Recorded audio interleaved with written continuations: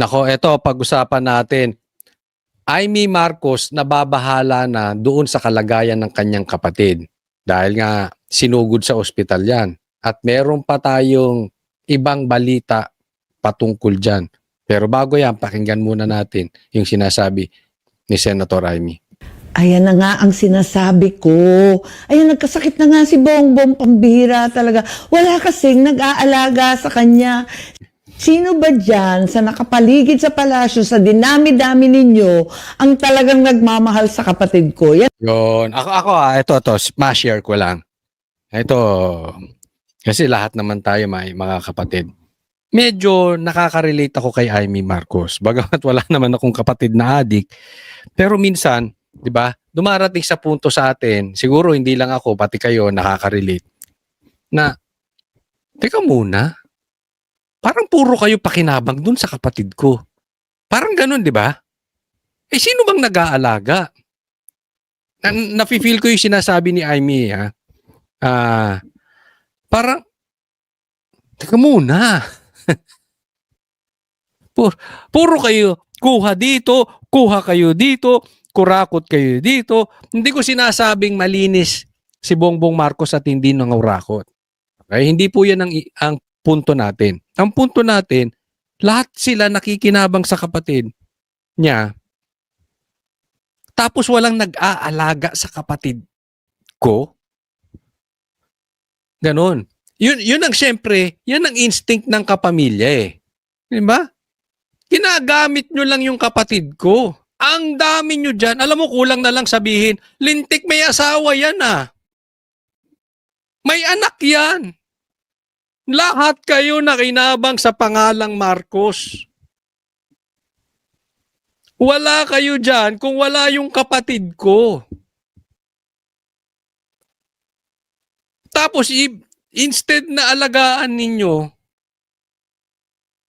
parang lumalabas dito, kinukonsinti pa. Sinabi naman ni Amy, di ba, adik yung kapatid niya? Of course, hindi niya madidiretso. Parang kinukonsinti nyo pa yung pagdodroga nitong kapatid ko. Yan lang ang tanong ko, no? Ang health niya, ang bibigay.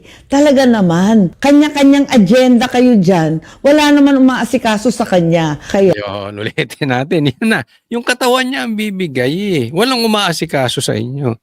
Diba? Yun yung sinasabi na ma-overdose yan. Tanga. Hindi, ako ini-interpret ko lang yung ibig sabihin ni Amy na para maparating niya yung mensahe niya nang hindi naman niya nadidiin ng masyado yung kapatid niya. Pero ganun na rin yun. Yung katawan niya ang bibigay. Yung katawan niya ang ma-overdose dyan. Puro kayo agenda. Hindi ko nga alam kung naiisip din ni Amy pero hindi imposibleng maisip ni Amy to. Mukhang binibigay nyo lang yung konsinti ng droga eh. Mukhang instead na pinipigilan nyo, lalo nyo pang pinagdodroga para yung agenda nila, magawa nila.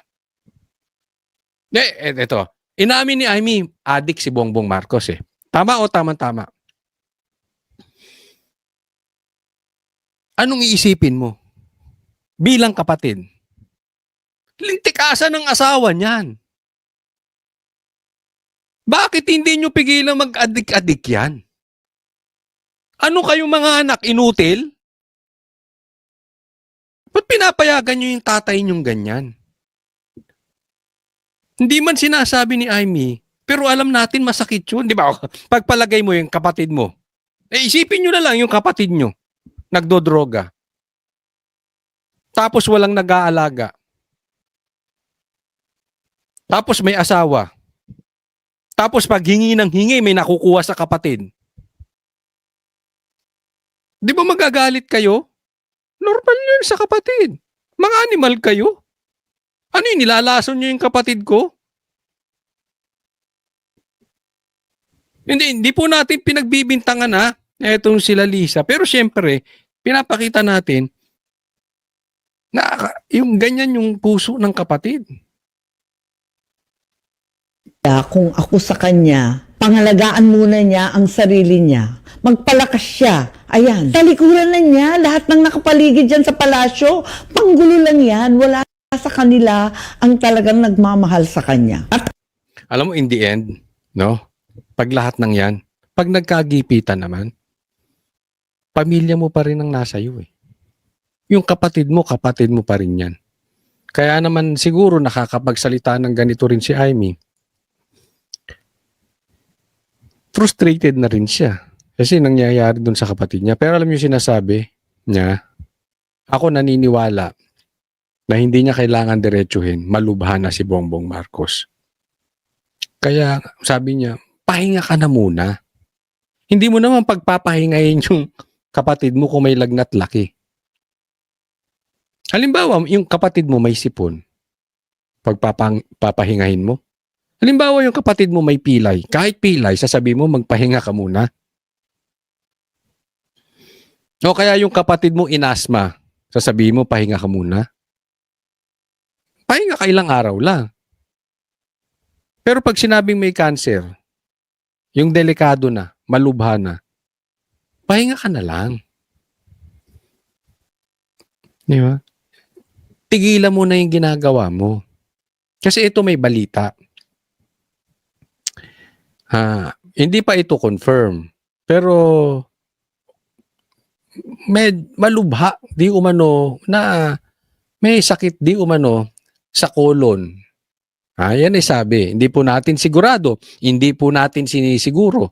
Pero yan po ang naririnig natin sa ating bubwit na mayroong sakit sa colon at ooperahan daw. Kaya pag si Bongbong Marcos ay nawala ng medyo matagal at puro dakdak lang yan si Claire, totoo yun. Naalala nyo, ganyan din ang sinabi ni Boying. Biglang nawala si Boying, nagtataka si Boying di ba? Lagi sa TV yan. Biglang nawala. Wala naman silang sinabi na may cancer pala, etc., etc., na inoperahan pala.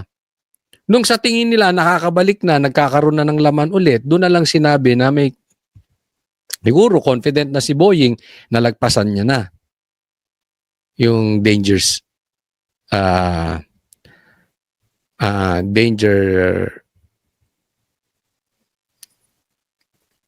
kaya nagsalita. Pero posible ganito rin kay Bongbong Marcos.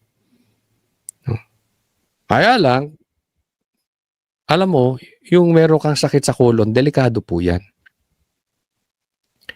Sa ordinaryong Pilipino, ha? Pero, mas lalo na sa may edad. Tapos, adik pa. Ha? Alam naman nating may edad na siya. Alam naman nating adik. Kinumpirma mismo ng kapatid niya. No? Hindi ko sinasabing mamamatay na si Bongbong Marcos, hindi. Sinasabi lang natin kung ano yung ating naririnig na tumutugma sa paglabas ng video ngayon ni Amy Marcos. Parang kinukonfirm niya Hindi lang nga diretsahan. Nagpapaalala. Parang, di ba lagi niyang binabanggit ading. Ading kasi sa Ilocano, yung nakakabatang kapatid. Ading. Ginagamit ka ng mga yan. Panggulo lang yung mga yan. Hindi ka mahal niyang mga yan. Hindi, ako tanungin ko kayo. Kunwari nag-a-addict ang asawa. Hahayaan mo ba? Kung totoong mahal mo yung asawa mo, ay hindi mo hahayaan. Di ba? Kung may sakit na yung asawa mo, linchak na yan. Pagpahingahin mo muna. Tama si Amy. Kung mahal mo yung asawa mo, pagpahingahin mo. Hindi Alam mo, walang concern yung mga taong nakapaligid. ayan, habang may sakit siya, kung ano-ano namang ginagawa nitong mga feeling presidente. Sino? Rimulya. Sa tingin ninyo, sino pinapatukuyan ni Amy Marcos? Habang nagkasakit siya, may mga pilingero. Si Lacson. Si Romualdez. Sino yung feeling presidente? Remulla? Sige nga, sige. Ilagay nyo dyan sa comment section. Sino tingin ninyo ang pinapatukuyan ni Amy Marcos? Naku! Hmm. Sa kanya, So, abang-abang tayo. Malay nyo, pagkagising nyo, kinabukas. ha? Kaya nga, ako nagpapaalala lang. Sara, uwi ka na. Lalo nga itong February, huwag ka mag-aalis. Pakadelikado nitong papasok na February. Maraming magaganap. We need you here. Senator Senator. Nagkabuhol-buhol na yung pangalan ko. We need you here, BP Sara. Yeah? Kung ano man mangyayari. Next topic po tayo.